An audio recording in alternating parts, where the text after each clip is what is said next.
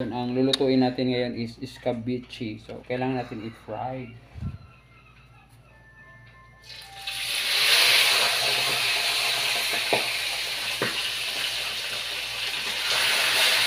Ayan guys.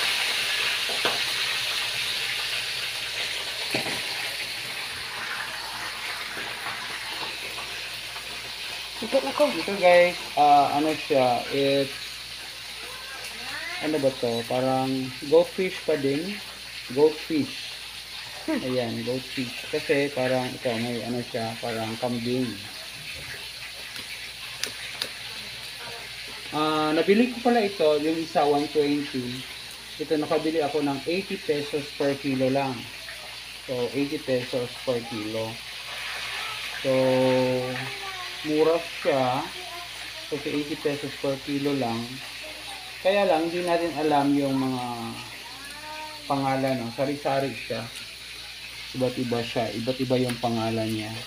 So, thanks pala kay Yuan. Siya yung nag-video ngayon. Yung ating cameraman. Ayan guys.